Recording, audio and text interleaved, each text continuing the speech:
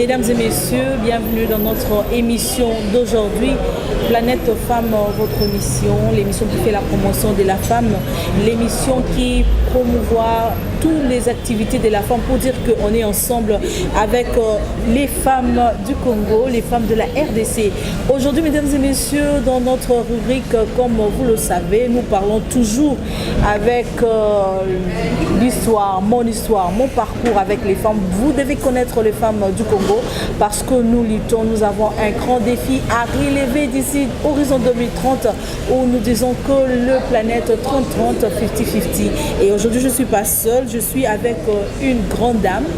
Bon, découvrir, c'est Madame Fanny Kamweni. Je suis avec Madame Fanny Kamweni. Elle est... Je suis présidente de l'ONG Évangile Actif et je suis une ex-fille de la rue. Bonjour Madame Fanny. Bonjour Madame Gigi. Mon histoire, mon parcours, ils savent que l'émission Planète Femmes se passe en lingala, en français, on s'exprime ici pour que tout le monde puisse nous suivre. Les autres, le but est nous parcours, il y a Maman Fanny. Maman Fanny, au lobby aux alliés ex... Oui, Maman Gigi. Ex-fille de la rue. Oui, Maman Gigi. Tu es bien que nous avons biso makambu ya bana oyo babengi ya balabala ebandi lelo te. Et parmi ba oyo babenga bandoki ngai pe. Eza lisolo ya pasi mais siko nakoki ko tatola yango.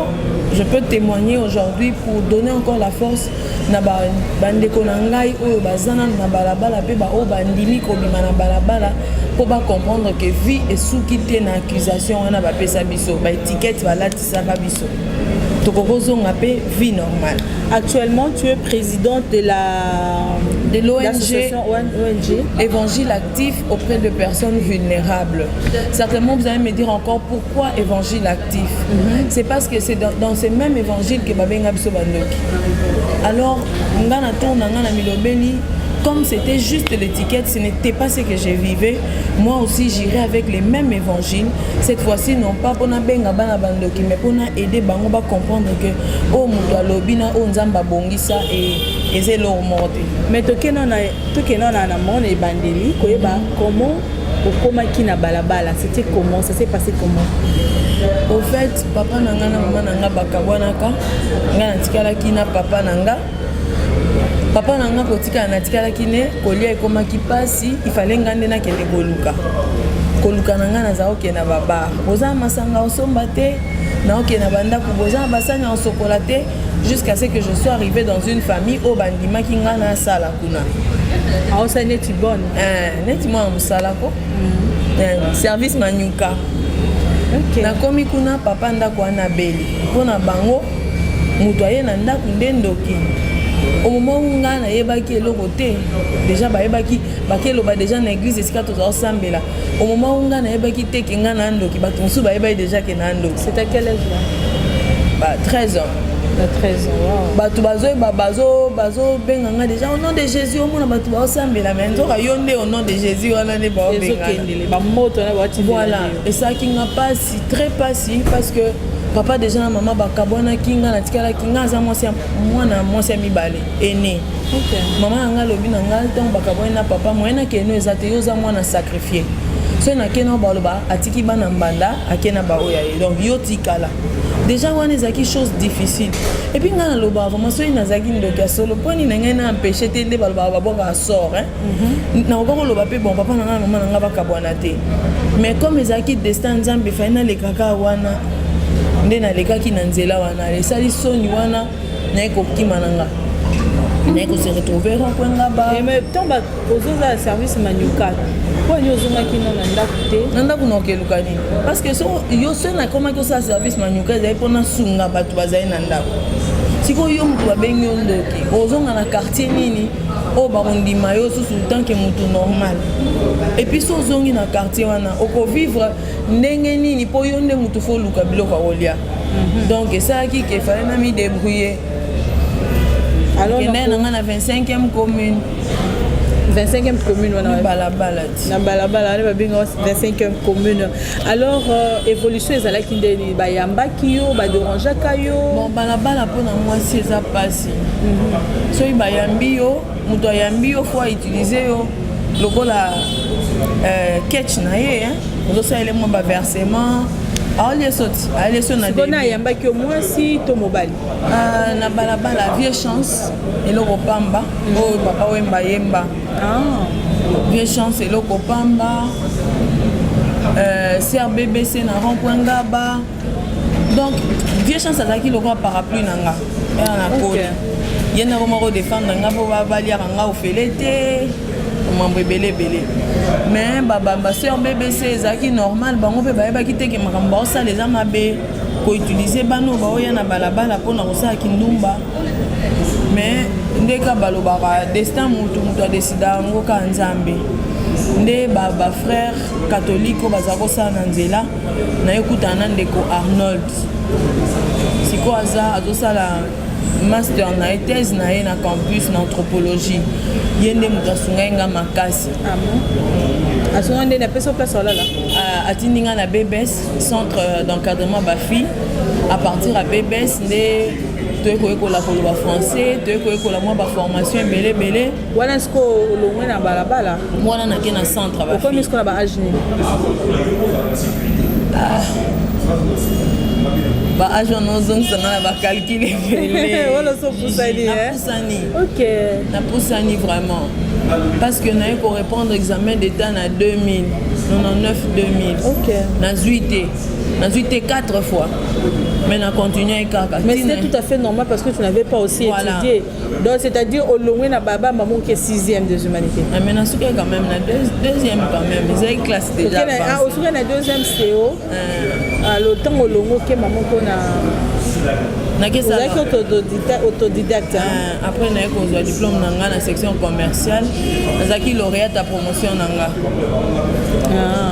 nazalaki lauréate à promotion na nga et c'est comme ça naye kobanda mosala basango bazwinga babi bon comme to na posa bato bauti mpe lokola yo bazala mpe baéducateur social tozwi ye nde na banda kosala na communauté du chemin neuf depuis 2004 ti 2014 nasali comme éducatrice bango sikoyo basungi nga koleka bakotisi nga bacours lelo soki nakomoloba bien boye soki lelo nayebi makambo etali éducation sociale soki nayebi mwa psychologie nayebi communication non violente nayebi makambo ebele lelo kutu nakoma même ntina niveau kosala baenquête ya violence basée sur les genres nakoma kosala makambo ebele c'est parce que bapesanga occasion wana mais c'est parce que toi aussi tu avais voulu oui en fait au moins on a peut-être qu'à la longue on pourra en parler moi aussi j'ai rencontré des gens lokolanga ok aye balabala te parce que asepelaki olanda mouvement po eza na bato mpe aye balabala mpo alandi baninga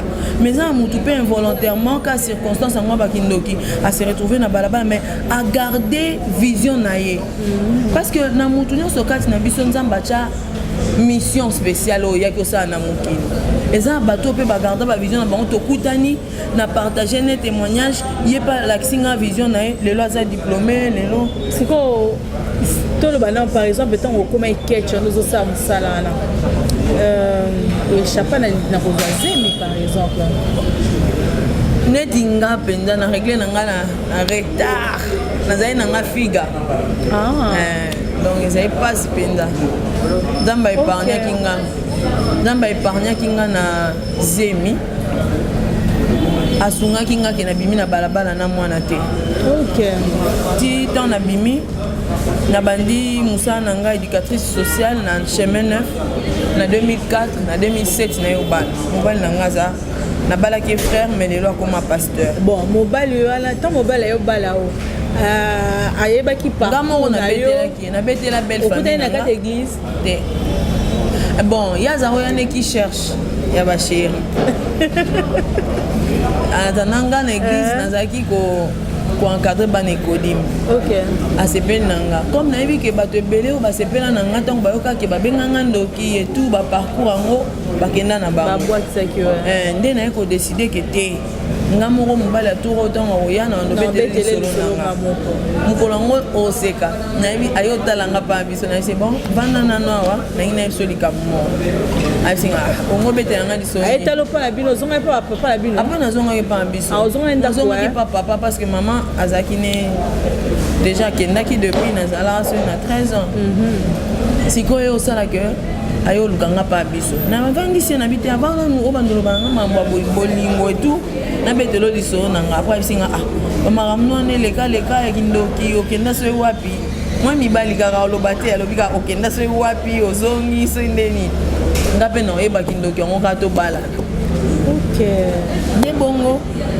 c'était même la raison nga naza oloba na bi clé nzambe atiela ye nga yango wana mobali obala nga fo ndima nga na histoire na nga et mon mari Charles Mavinga m'a accepté tel que j'étais avec mon histoire. Bravo Charles Mavinga. Mesdames et messieurs, nous sommes ici à la différence plus à Lingwala. Si vous voulez connaître le lieu, vraiment un beau cadre. Et je remercie directement Monsieur Joe qui nous a acceptés.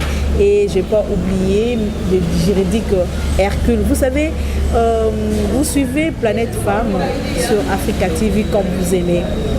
Maman Fanny nous parle de son parcours, de son histoire, comment elle a trouvé un homme qui l'a épousé. Vraiment, est-ce que Ozaki Nakobanga peut-être que non, c'est lui qui trouve une femme qui trouve le bonheur. Croyez-vous que vous avez vraiment le bonheur de ton homme? Bon, c'était difficile vu mon histoire. Je me disais, mon père même disait, ah bon, Fanny, Azara brutal. Et tout. Pendant les 5 premières années, c'est vrai que c'était pas de la rose. Hein. C'était tout le temps, même les parrains, tout le temps qu'on n'est pas parrain, tout le temps conseil, tout le temps. Et puis mon mari. Mon mari me répétait toujours Fanny, Nazala Fazerte. Sozo le bananga Nazala Moubali na au début, je m'en foutais qu'il soit mobile ou pas. En fait, on t'avait pas préparé. Préparé au thé, pour en même temps, mesdames et messieurs, tous un sujet autour la jeune fille, je crois, ils appellent Katiwana. Quand on a initiation, tu vas apprendre comment tu vas vivre le mariage, la réalité au sein d'un mariage, tout ça, et les KTR. Non, mais tu sais, tu connais le Kikumbi, les arroses à la autre fois. Si, parce que, bon, c'est là ma solo quand tu es au yoka, nakala que, ba maman biso, ba koko na biso, ba maman biso, ba koko na biso, ba zaki avant babala, mibali ba memba on a zamba, basi batikali na ba maman. Po balandela e ba bise que voilà libala ozokende, mobile aza yo, faut se connaître bilaba, faut ça la boyer, au moni libala, faut ko supporter, faut ko kanga mutema. Avant c'était comme ça. Mais biso msuso to yana libala ngana lo ba neti bombe. Okana kiteke goya si quand on paye baluki pete ba meka ko recadrer yo yo moko bunda na genre la guerre comme à la guerre. Nous voyons déjà non c'est un mécanisme nini et bon la église peut ba aider quitter ba meka ko fait ça encadrement bon biso tolanda formation ya ba couple te mama longi te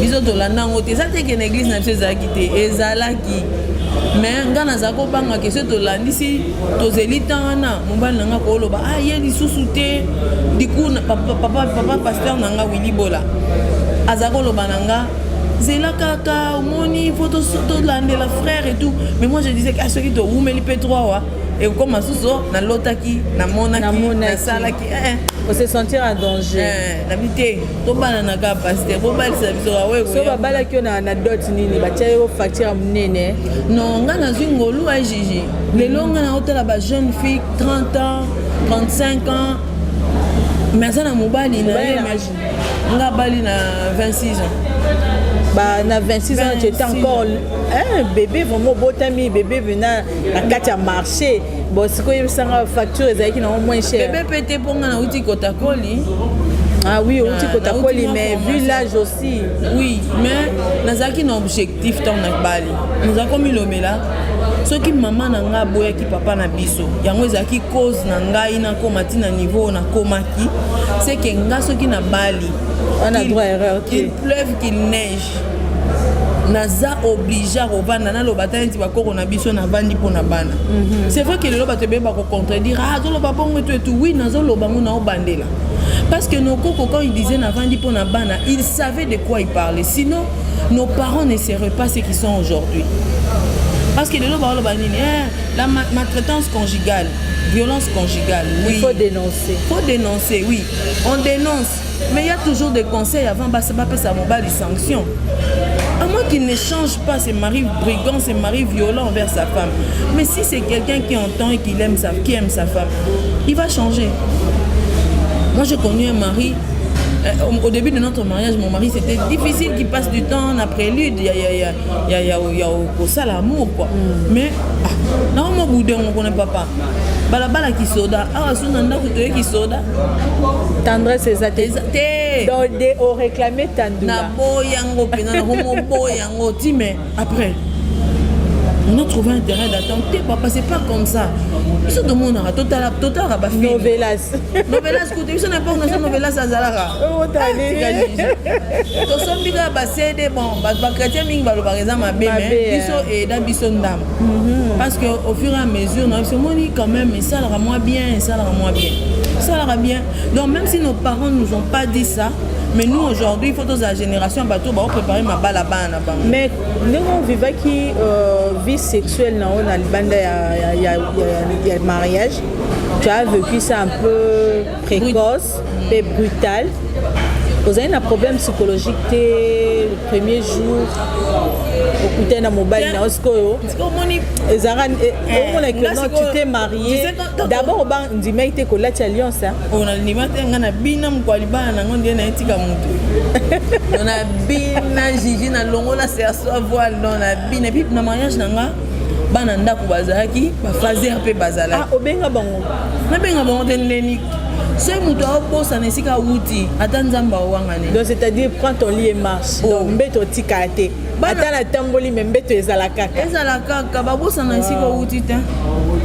Ce qui fait que même Moussa nanga na continuer à resala ngona balabala na ndako pe na ba orphelin nanga na bokola. D'accord. Maintenant to wana to yana le komi wana eza deuxième partie na biso il y a parcours na yo. Ce que na mobali vous avez appris maintenant. Tu as affronté ça facilement, oui. Psychologie qui dérangeait, non, traumatisme sur le plan sexuel. On dit bien traumatisme, on l'appelle psychologie. Et ça aura plus pas bateau et baraté. C'est ce qui les affecte. Le fait de ne pas partager ce que tu vis. Grâce à côté, dans l'église, il y a une pire mère. Ah, ok. Donc on appelle un coach. Bah coach ne stoppe si nous maman Rita Kaona. J'ai parté chez elle. Elle me disait Fanny, pour moi c'est maman. Ce n'a sali boya on m'a bé. Ce qui est singa Fanny. Tambola na mbetu le quoi mobile no lingo tambola.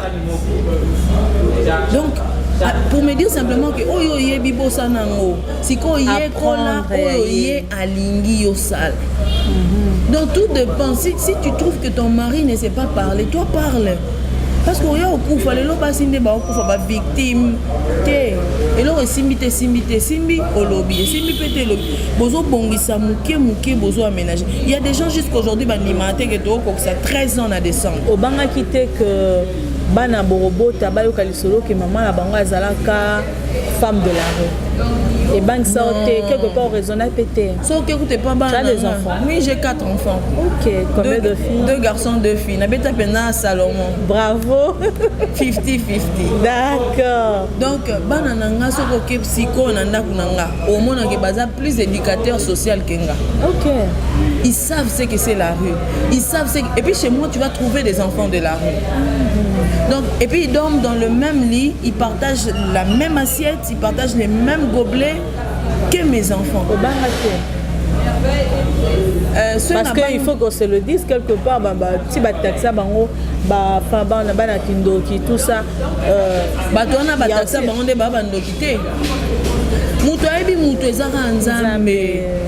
Et puis, Bible loba linga muninga na lokola yo moko milinga. Yo linga ba bengo ndoki.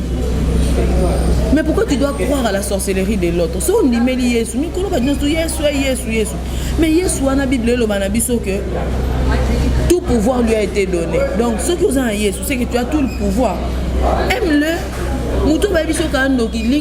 Comme ça tu vas voir Bolingona Kindoki ni Nezo dominé. En tout cas, je suis de ceux-là qui ne croient pas à la sorcellerie. Je suis de ceux-là qui disent que Yesu en nous c'est plus que la victoire. La victoire. Ok, merci beaucoup. Émotion de Zakinde ni tant au mimi mbala liboso mema mwana na yo. Talaka mère chege a mimi sko bébé na ye. Bébé skoyo pas né hors mariage mais moi n'a vraiment ma crainte c'était plutôt que moi nanga bimana malformation, tout traumatisme. Parce que après, comme je vous ai dit que dans la formation belé, j'avais appris que la drogue, le stimulant, na balabala et coco bot ça peut moi nana malformation. Ça c'était ma plus grande crainte. Tant on a bota que le bosso na otala, mi sabine ça bien. Est-ce que mi souné au fond maman? Mais après sa croissance aussi, j'ai commencé, c'est alors que je me suis dit tiens. Donc fazer a bota pe moi na lokwa mutu nyon surtout bota ra moi. A ko bala pe lokwa moi. A ko bala pe lokwa moi signon surtout na balati. Ba Charlène bango na bakaki ba mapangu na bota pe. Donc merci beaucoup, mesdames et messieurs. Qu'est-ce qu'on a deuxième partie nayo?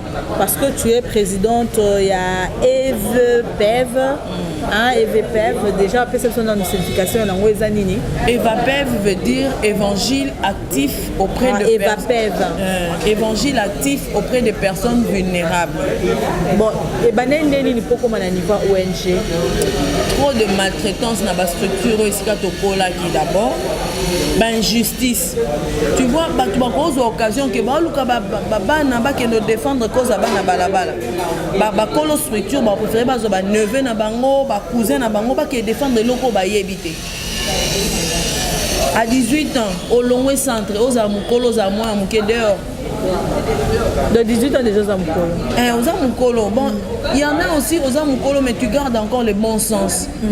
Au mona, et ça ba musuna baba so au mona balabala on dit maté ndeko.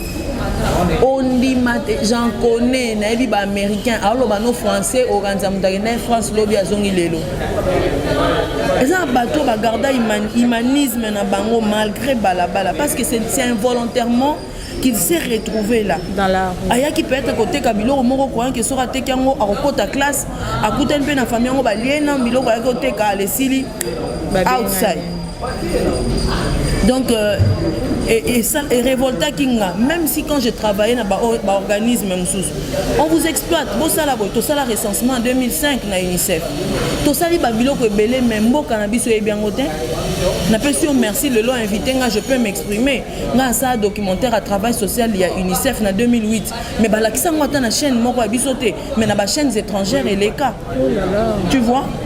J'ai vu que tout ça c'était des exploitations et en fait comme je travaillais dans une structure bah pesi mbongo on est dans structure mais yo moko droit na yo bah peut sauter na sali conférence na Halle de la Gombe bah pesanga 2000 francs conférence sur les enfants dits sorciers bah pesanga 2000 francs transport kolongwa Gombe tie pananga on a na masanga mbila 2000 francs congolais mais conférence on est ça là que financement ils ont mapona bana balabala. C'est bien beau de dire que tozo sa musala poto sauver banana miki oui sauvons-les jusqu'au bout. Qui s'est rebellé, qui démissionné, na Moussa Nazaosa en 2014. 11 ans, soit 10 ans d'ancienneté, une affaire à 700 quelque chose de dollars. Quoi ni? Ba ebisanga ke funda biso siko lingi. Mboka na bino mibeko, ezate. Ngape siko na robanga ke carrière nange beba, na kenda pe ofunda te na banda nanga.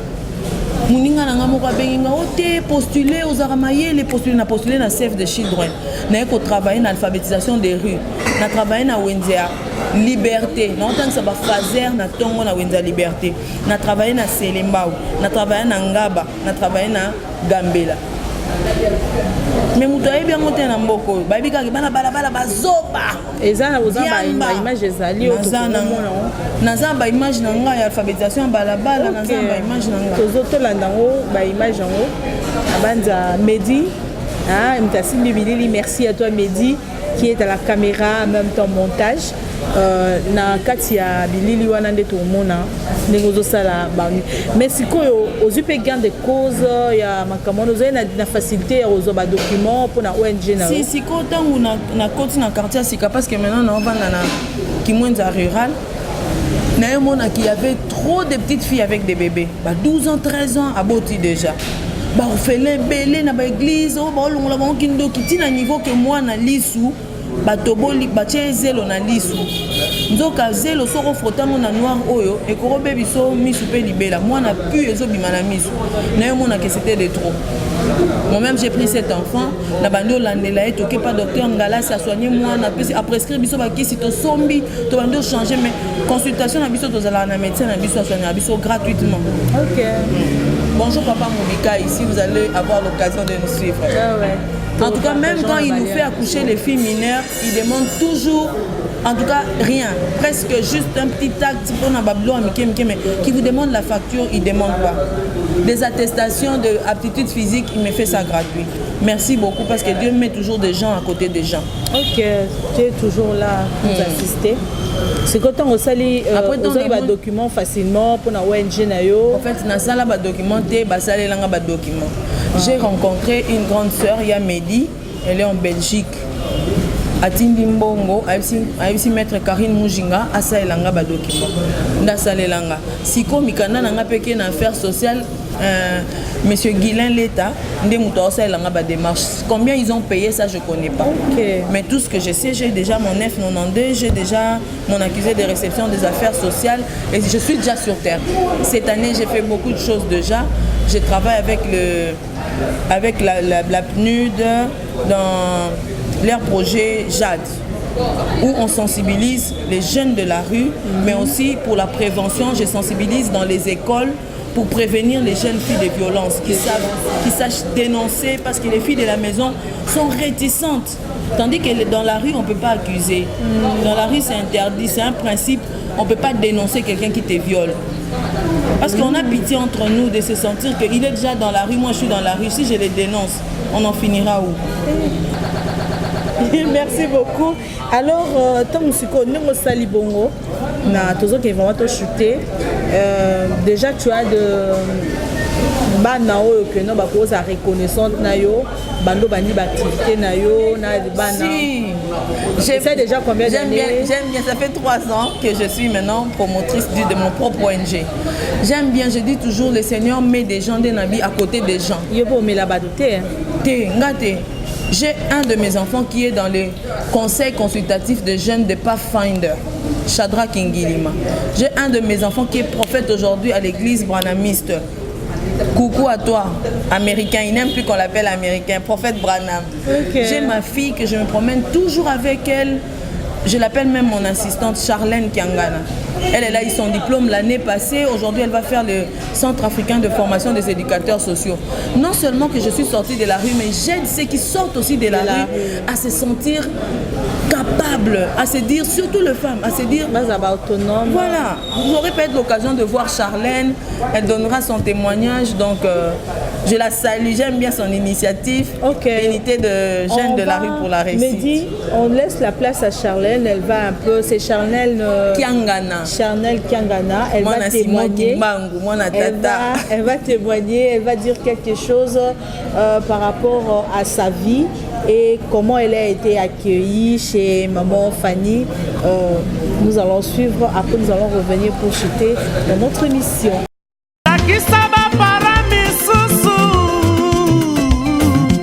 Mwana mbanda to aswa mwana ndeko afanda kepa na ye akamisi ya lokala domestique misala nyonso ya ndako bitinda epai ya mwana wana bana na ye moko basalaka lisusu misala te na makanisi na ye kazonyokola mwana wana sokande adetruire éducation ya bana na ye mpe aéduke mwana mbanda to mpe mwana ndeko parents bozala bairresponsable te quelque soit difficulté ya vie oza nango éduke mwana yo moko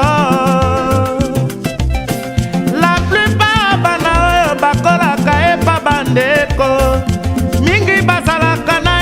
éducation ya bien te cause poursuivi ezalaka makasi te. Et voilà, nous venons de suivre les activités de Madame Fanny en pleine action, en pleine activité d'alphabétisation. Maintenant, nous sommes avec Charlène Kengana. Elle est l'une de ces étudiantes, comme je peux dire, de ces formateurs qu'elle a formées. Avec elle, nous allons aussi parler de son parcours, un tout petit peu témoignage sur Madame Fanny Kamweni. Charlène, bonjour. Bonjour. Bienvenue dans Planète Femme. Merci. Alors, Charlène, dis-nous un peu ton parcours. C'était comment avec Madame? Tu as un témoignage sur Madame Fanny? Oui, nous avons un témoignage de maman Fanny. Tout un aïe na réseau, il y a des éducateurs, régeurs. Banda tokuta na ye aussi même 2 ans mais naza ba souvenir na ye et belé parce que grâce na ye le naza diplômé na betela qui est du solo que naza imposa na zonge la classe dakinga na naza diplômé na s'inscrit déjà na CAFES quand mingi na zo na ba cours ya éducatrice spécialisée. C'était comment tu t'es retrouvée dans la rue? Bon, comment on a ri moi longue histoire mais ça là on synthèse beaucoup c'est mais pour résumer mon histoire ezalaki jour moko boye balobi ke naza ndoki et comme maman nanga kufaka babotanga bacréé bahistoire ebele na boma mama na ngai epuis ekwa papa nanga kufaki na 9 ngam naliaki ye boyeboye wana baage wana nazalaki na 13 ans wana nazalaki na 13 ans nde yaki osalaki ye nafanda mpo ya ndeko oyebi kaka batan wana so babengi yo ndoki eza lokola lelo te lelo bakobenga mwana mo ndoki otinda ye lipa olia na ye mpo omoni kaka mais ntango wana so babengi yo ndoki eza mwa mpasi mpo moto afanda na yo moto atinda yo moto alala na yo donc ezalaki un peu difficile mpo na nga na continue lisusu kovanda na famille nde nayaki omona kaka bon bainjustice eleki mingi nde nayaki kobima na nga libanda. Et maintenant nde tozosana bandeko nyonso to oyo bazolanda biso bazomela na kati bamisu basi baboti bana basi bakoli baza kaka na balabala. Est-ce que occasion to chance mpe ezali ke bo récupérer bango nde yo oza récupérer? Oui, occasion chance ezali peut-être ya conseil, peut-être il y a orientation moko boye ya sensibilisation, mais peut-être à cause de la difficulté financière pour moni soko au conseiller motu to au sensibiliser na eloko mo bo conscientiser elingi lobate ki opesi mbongo po longo na balabala wana là c'est autre chose. Donc tokoki kokita na balabala to sensibiliser baninga to yebisi bango ke la lutte continue ndenge Kinkester abandai koloba. Donc lutte ezo continuer donc ezaki le passé pour nanga neti nga le passé nanga na benga ngo formation. Pour ceux qui na peut-être na lekaki na balabala te na ngaki na zala tamsusu o na za yote tamsusu na ngaki na za soki ndenge nini. Donc formation oyo nzambe ya pesa mo na koleka na balabala yango esala ki bakiselanga mayele mukie o peut-être lelo na za lelo.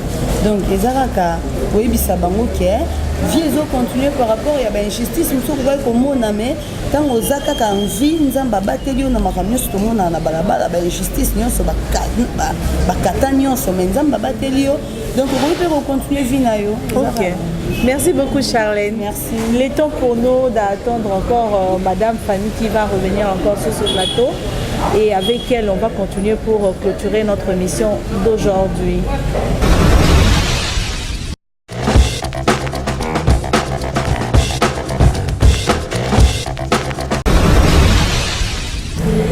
Mesdames et messieurs, Koka Lisola Charlène est seulement passé hier. Dieu m'a dit que moi, nous avons maman Koufi, une femme qui vient donner la vie et elle perd sa vie.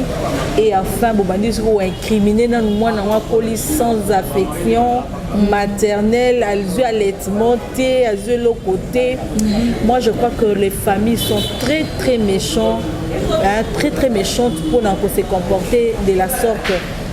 Maman, ba difficulté ni nozo kuta nango na banza bakonza mboka bazolanda yo régime asika président Fatia Lobi le peuple d'abord.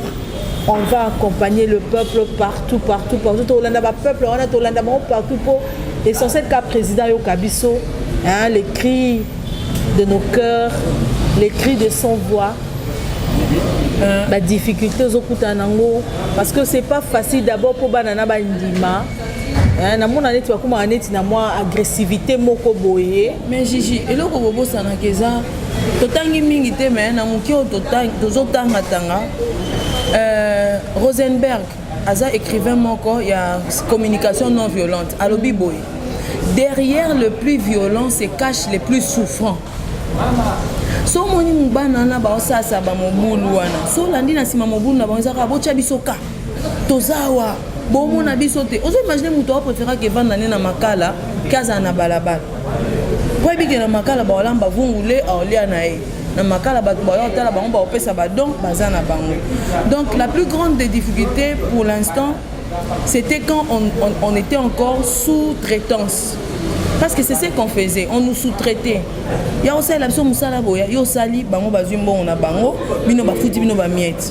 Mais maintenant qu'on est un peu libre, je dis merci par exemple à maman Alice du Fonds national de promotion des services sociaux. À Tindinga la formation, comment faire les emballages bio. Ok. Moi à mon tour, je fabrique déjà des braseros foyer autonome. Na yekolango na kenda osala kuna comme journalière. Aujourd'hui ngamo na comment fabriquer mon pananga. Ah ok. Voilà, donc pour dire que avant quand on était sous-traitant, c'était difficile. Maintenant que je suis un peu dégagée et que je vois des choses autrement, je me dis tout ce que je peux faire comme travail, c'est pour bénéficier d'abord na ba père nanga. Ba o bazalo kolanga. Mes enfants, oui, ils ont leur père. Mais ces enfants n'ont pas de papa. Ces enfants-là, il manque même quelqu'un pour leur dire, si vous venez chez moi, ma plus grande joie, c'est quand je me réveille le matin, 10 enfants doivent se réveiller pour te dire, bonjour maman, bonjour ma Fanny, bonjour ma Fanny. Oh, y'a bête à tour, ma Fanny. Oh, y'a bête à tour, oh, c'est là. Télévision, radio, c'est là. Il y a vraiment la terrain, tout le monde a une 10 enfants, on a bonjour maman Fanny, bonjour maman. Tu vois même l'enfant que tu as pris dans la rue, a réclamé ba droit naïe. Je vous assure, ça me fait, c'est mon plus grand bien de voir un orphelin ou un enfant que j'ai pris dans la rue réclamer un droit. Dans la minute, vous avez la difficulté parce que notre... La difficulté, c'est que si on doit dire, moi je n'aime pas finance et la difficulté, parce que si tu fais bien ton travail, même Dieu, la Bible dit quand Dieu approuve le chemin d'un homme, il dispose en sa faveur même ses ennemis. Yo ben sing en émission on a foutu au thème maman, c'est ça. Donc c'est quelqu'un qui t'a parlé de moi et cette personne sait que j'ai besoin d'aide. Sinon, si tu veux aider les enfants que moi j'encadre, tu passes à l'école où ils étudient, tu payes le Minerval, c'est la plus meilleure de façon de les aider. À manger, je dois les élever comme mes enfants. Et ils ont aussi droit à l'éducation. Oui, et puis, t'en fais pas, je suis pas n'importe quelle maman. Hein. On m'appelle double sim, donc je sais m'énerver, je sais être gentil. Ok. Et votre mari, Nanyo Sonatozo, il peut clôturer, a accepté tous ces enfants-là. Ah non, pas pasteur. Ah, Yesu. Bon, c'est une grâce. Mon mari n'est pas millionnaire, il ne travaille pas, c'est un pasteur. Il m'aide plutôt dans le foyer autonome. Il bosse dur, tous les clients à gauche, à droite.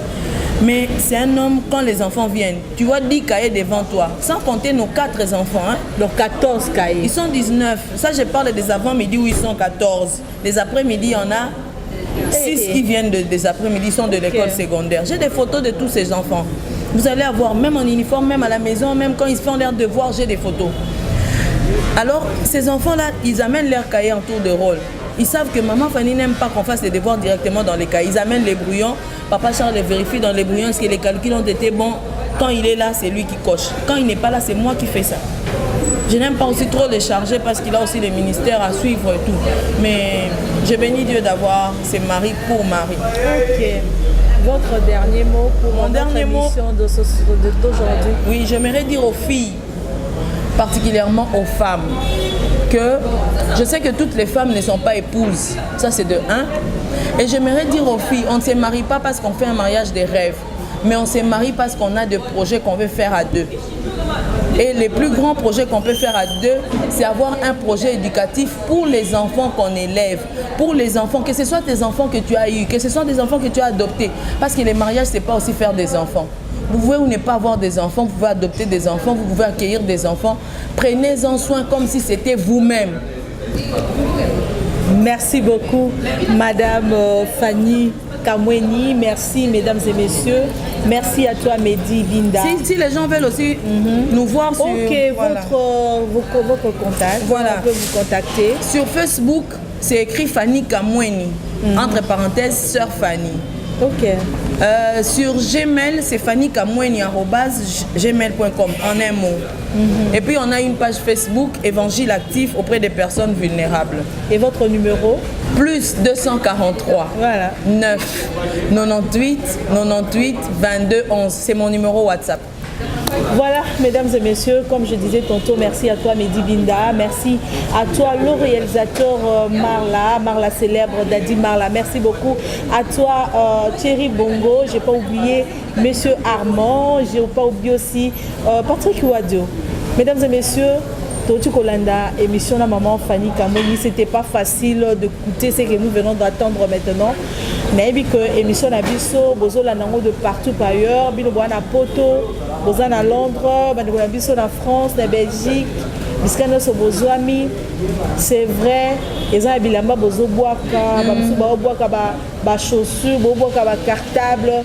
Maman Fanny est là avec des enfants, Botine de la Bango, Bosunga Bango, Bozu numéro, Bozu va coordonner. Vous pouvez l'attendre à tout moment pour la Bosunga. Hein, c'est très important. Babito Sungana et Zamalamu. Merci à toi, pasteur Dari Malala, d'IM, et surtout merci à vous tous qui suivez notre émission sur ligne avec notre chaîne Lingwala TV. En tout cas, nous sommes ici à Lingwala, précisément, dans Différence Plus Plus. Là, je vois directement M. Joe, que je salue directement. Et je remercie aussi pour de nous avoir acceptés dans ce beau cadre. Et quant à moi, je vous dis merci. On se retrouve la semaine prochaine avec un autre numéro. Au revoir.